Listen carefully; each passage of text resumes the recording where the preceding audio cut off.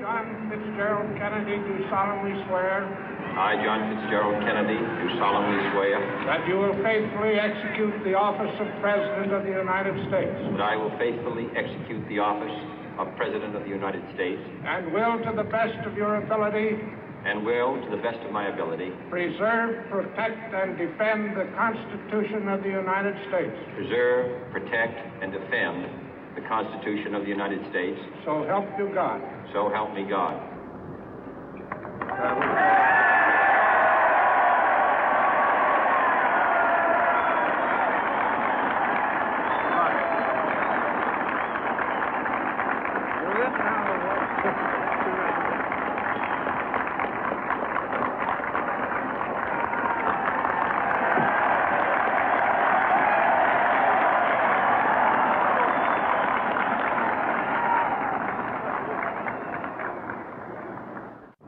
Vice President Johnson, Mr. Speaker, Mr. Chief Justice, President Eisenhower, Vice President Nixon, President Truman, Reverend clergy, fellow citizens.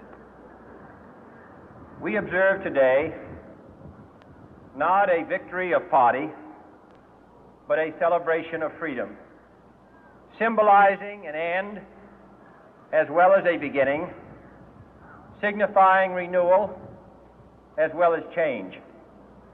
For I have sworn before you and Almighty God the same solemn oath our forebears prescribed nearly a century and 3/4 ago. The world is very different now, for man holds in his mortal hands the power to abolish all forms of human poverty and all forms of human life. And yet the same revolutionary beliefs for which our forebears fought are still at issue around the globe. The belief that the rights of man come not from the generosity of the state, but from the hand of God. We dare not forget today that we are the heirs of that first revolution. Let the word go forth from this time and place to friend and foe alike that the torch has been passed to a new generation of Americans born in this century, tempered by war, disciplined by a hard and bitter peace, proud of our ancient heritage, and unwilling to witness or permit the slow undoing of those human rights to which this nation has always been committed and to which we are committed today at home and around the world.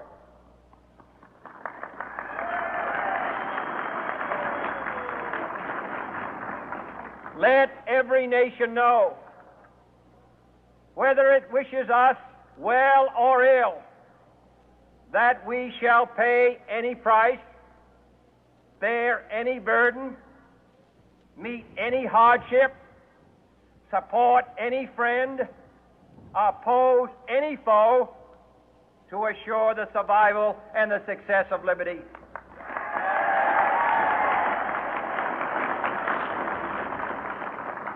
This much we pledge and more. To those old allies whose cultural and spiritual origins we share, we pledge the loyalty of faithful friends. United, there is little we cannot do in a host of cooperative ventures. Divided, there is little we can do, for we dare not meet a powerful challenge at odds and split asunder. To those new states whom we welcome to the ranks of the free, we pledge our word that one form of colonial control shall not have passed away merely to be replaced by a far more iron tyranny. We shall not always expect to find them supporting our view, but we shall always hope to find them strongly supporting their own freedom, and to remember that in the past, those who foolishly sought power by riding the back of the tiger ended up inside.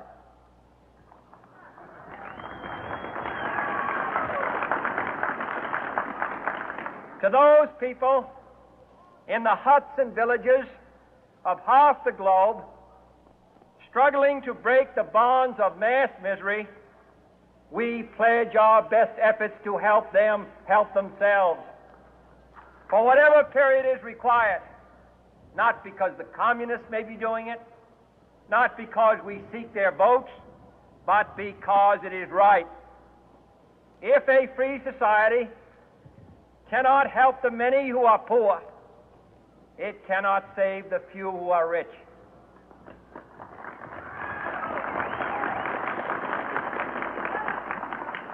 To our sister republics south of our border, we offer a special pledge to convert our good words into good deeds, in a new alliance for progress, to assist free men and free governments in casting off the chains of poverty. But this peaceful revolution of hope cannot become the prey of hostile powers. Let all our neighbors know that we shall join with them to oppose aggression or subversion anywhere in the Americas. And let every other power know that this hemisphere intends to remain the master of its own house.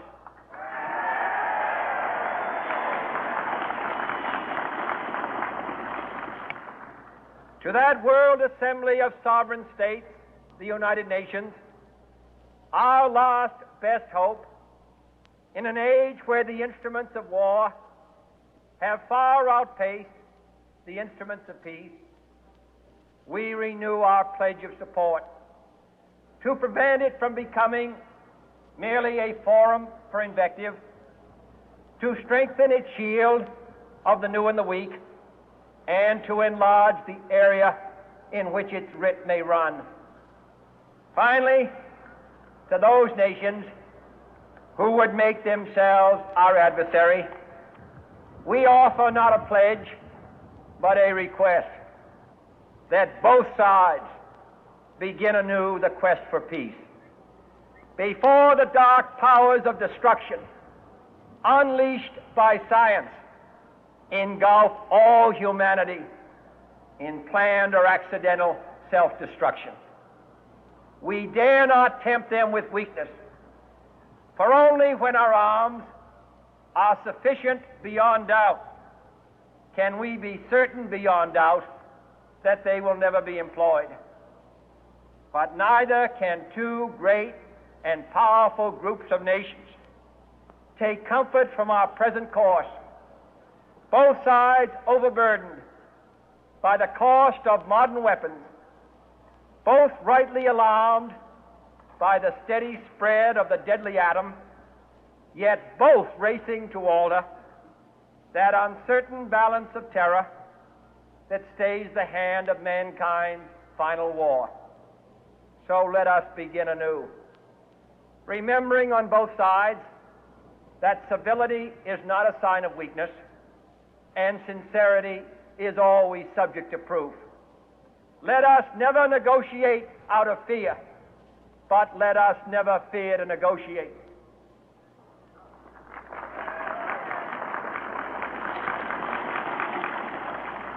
Let both sides explore what problems unite us, instead of belaboring those problems which divide us.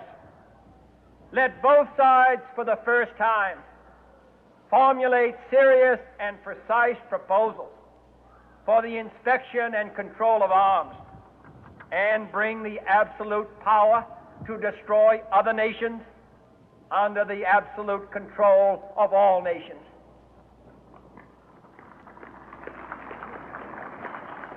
Let both sides seek to invoke the wonders of science instead of its terrors. Together, let us explore the stars, conquer the deserts, eradicate disease, tap the ocean depths, and encourage the arts and commerce. Let both sides unite to heed in all corners of the earth the command of Isaiah to undo the heavy burden and let the oppressed go free. And if a beachhead of cooperation may push back the jungle of suspicion, let both sides join in creating a new endeavor, not a new balance of power, but a new world of law, where the strong are just and the weak secure and the peace preserved. All this will not be finished in the first 100 days, nor will it be finished in the first 1,000 days, nor in the life of this administration, nor even perhaps in our lifetime on this planet. But let us begin.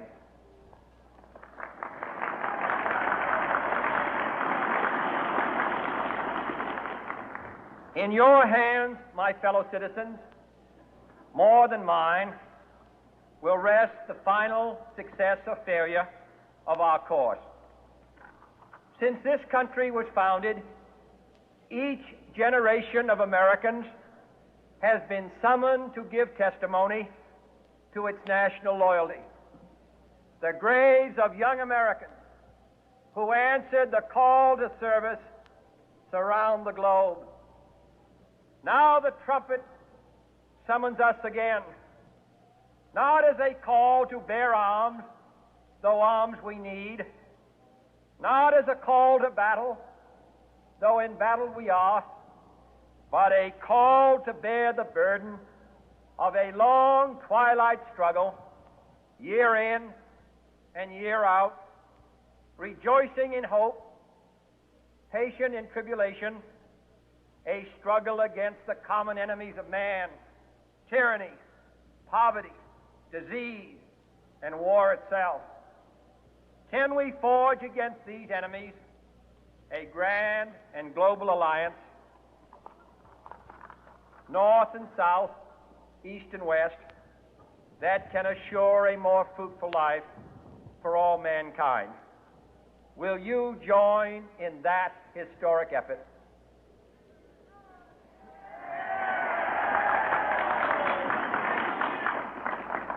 In the long history of the world, only a few generations have been granted the role of defending freedom in its hour of maximum danger. I do not shrink from this responsibility. I welcome it.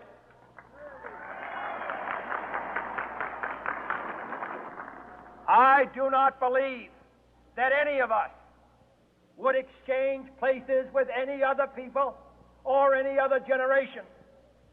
The energy, the faith, the devotion which we bring to this endeavor will light our country and all who serve it. And the glow from that fire can truly light the world.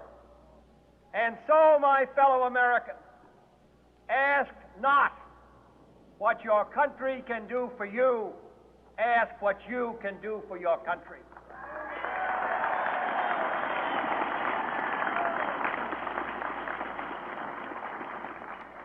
My fellow citizens of the world, ask not what America will do for you, but what together we can do for the freedom of man.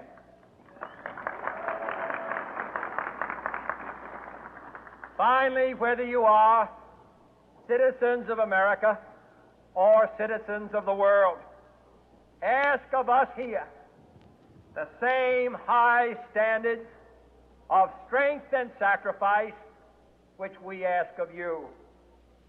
With a good conscience, our only sure reward, with history the final judge of our deeds, let us go forth to lead the land we love, asking His blessing and His help, but knowing that here on earth God's work must truly be our own.